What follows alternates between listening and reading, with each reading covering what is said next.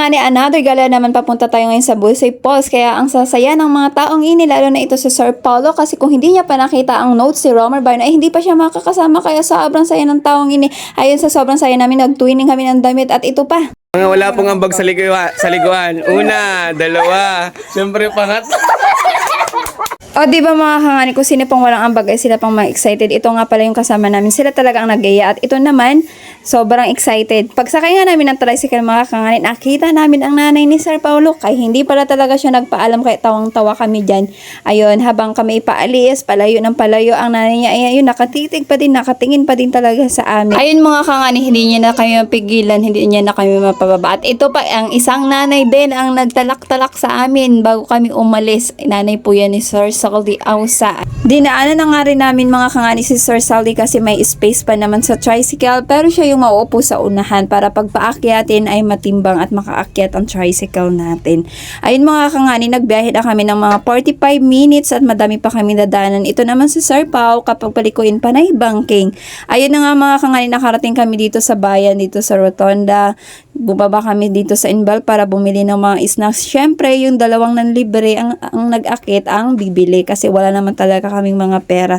At bumili na rin kami ng pizza dito sa before magbayan. Bumalik kami dyan mga kangani. Yan ay malapit sa burgeran, yung Angel's Burger ba yun doon? So, parang malapit lang siya doon. And then, pumili kami ng 2 box ng pizza. 120 pesos nga per box ang ating pizza dahil 2 ang binili namin mga kangani. 240 ang binayaran namin. At yan ay binili namin dito sa JSA Pizza. Sobrang sulit ng 120 kaya bili na kayo. Ayun nga mga kangani, nakarating na kami dito sa Lakdayan. Siyempre, huminto kami at nagsilong kami dito sa may puno kasi ito lang ang nakita naming malilim.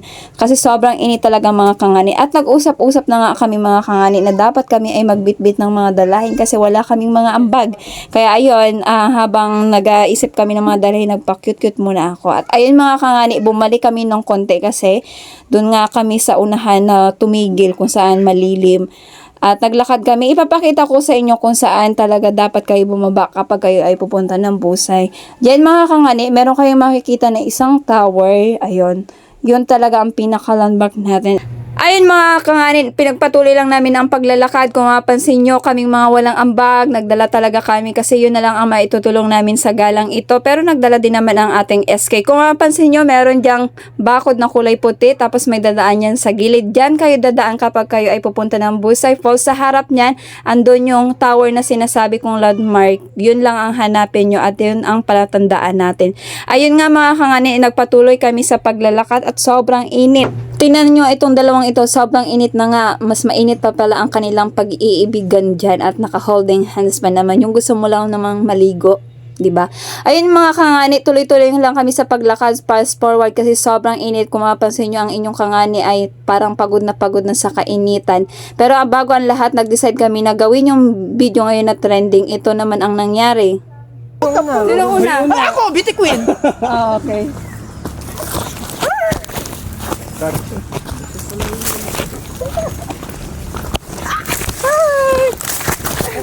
Wala ba yung cellphone? Nakalimutan ang cellphone. Ayun nga mga kangani, ginawa namin yung trending na video pero nakalimutan namin gawin yung last part kaya ang ending hanggang doon lang talaga yung binidyo namin. Dito mga kangani, pinagpatuloy lang namin ang paglalakad. Medyo malayo-layo rin ang nilakad natin dito, mga 10 minutes, pero depende sa bilis ng lakad nyo. Ayun mga kangani, malapit na kami dito sa falls at napansin namin na marami din palang tao talaga doon kasi nga free entrance, wala talaga kayong babayaran. Kaya kung kayo ay naghahanap ng pwedeng paglalaksan mga kangani sa tag-init, lalo na ngayon, ay pwede kayong pumunta dito sa Busay Falls kasi nipi, so wala talaga kayong babayaran. Magdala lang kayo ng inyong foods and snacks. At talaga naman magiging sulit kasi ganito kaganda ang Busay Falls. Although dito mga kangani, medyo mababaw ang tubig kasi sa sobrang init nga. Pero nung nakaraan sa vlog ni Reggie, mataas ito kasi medyo maulan. Ayun mga kangani, ganito kaganda ang Busay Falls. Ayan, ma-attract kayo dito sa falls na ito kasi ang ganda din ng tubig at dahil nga sa ganda nito mga kangani, akala namin wala nang dadating pero ayan, madami pa rin nagdatingan. Ito nga ang pinaka-exciting part mga kangani, yung sabay-sabay kayong kumakain together at habang nagakwentuhan ng mga bagay-bagay.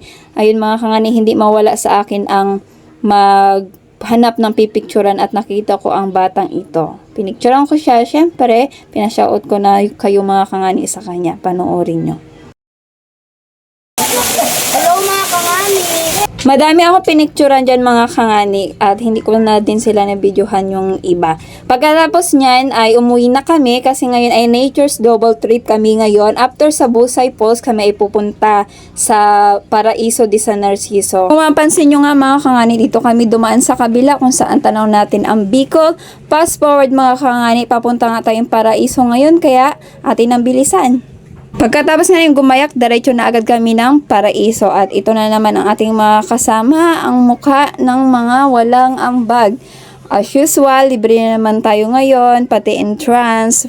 Ang entrance nga pala dito mga kangani ay 100 pesos lang. Talagang worth it ang bayad nyo mga kangani dito kasi mamaya meron kayong masasaksihan na fire dance ni Philip Bon. Kaya kami ni Paulo mga kangani, dahil wala kaming ambag, kami na ang pumila. Pero ito si Sir Paulo, hindi nakatiis kasi sobrang ang daming tao, ang haba ng pila at sobrang tagal. Umupo na siya dyan.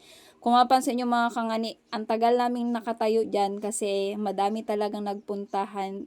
Holy Week kasi ngayon, maraming ganap. Ito na nga mga kangani, nilista ko na aming mga pangalan. Salamat kay Ma'am Jessica Hardinan at SK George kasi nilibre na naman kami ng entrance fee. Kaya ito si SK Romar at saka si Sir Pau ay paupo-upo lang, easy lang.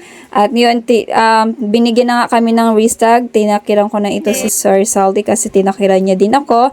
Nakita ko nga dito si Ma'am Renz at saka si Shane Cesario, ang ating Reels content creator at itong mga estudyante na nag-extra dito at ang ating kapitbahay na si Ate Marlene. So, ayan, nagtitinda sila dyan ng milk tea. Talaga namang napaka practical ang mga batang ito at sila yung nag-extra dito sa Paraiso.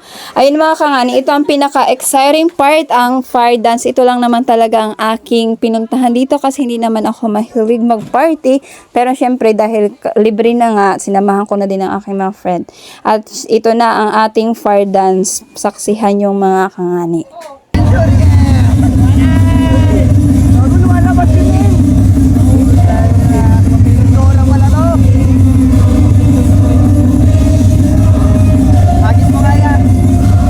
Di na rin ako nagtagal mga kangani after dance pero para sulit, nagrampa-rampa muna ako dyan bago umuwi. Ito. Ako'y magiging ako na aking ginusto. Ang magkapera, tanda ko'y irarapan. Di magpapatinag sa sasabihin ng iba. Ayun mga kangani, hanggang dito na lang. Maraming salamat sa panonood. See you sa next vlog. Bye-bye!